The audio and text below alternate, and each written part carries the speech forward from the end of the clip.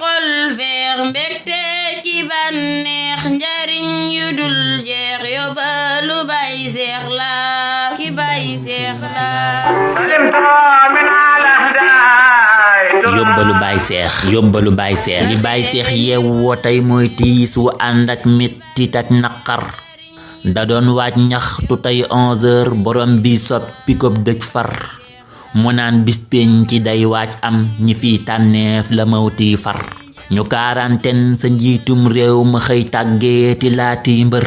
ñu quarantaine sa njiitum réew ma xëy tàggeeti laati mbër fi réew mi tollu ci tiit mën te ànd ak jóg di ñaxtuy mbir moo tee ñoo waaru waaj bàmmeel na dunyaa ji du nekk du kër la jël njol Makka déegul daam bawul Mawdaak Ababakar ka tax ñuy jooytu almaktuum ma woon moo xëy ñu caw bi yar janeer nan al amin bay yooy te sun rongo ñi wettaafer mu xëy yóbbu Pape Malick donay mbay kéeka rëy ab cër pusab réew mi nga jël tey suul fu ñuy ñaw loolu réeroo xar wotab sàppër nga daaneel tey ku fii faydaa yu fitnaak lor xalimun du fasaxaatin ka kàddoom daa fi faj sun mar inna lillahi lan wax nangu atte buur bi kat daa war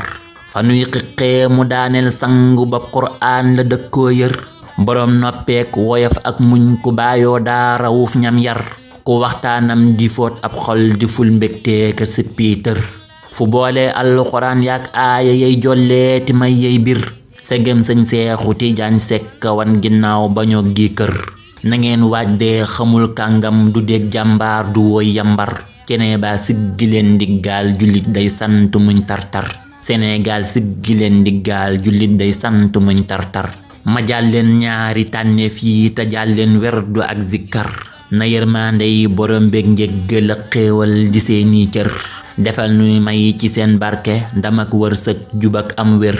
ci barkeb xayru xalqillaahi ak saabaam yamuñ naqar ba jot ci cant ak xéewal yu tax ñuy fàtte seen tartar ba jot ci cant ak xéewal ya tax ñuy fàtte seen tartar allahumma salli ala sayyidina muhammadin wa sallim lamboona xam-xam ak ñetti jubbam fu nekk lay dem yóbbalu Baay Seex la ki Baay Seex la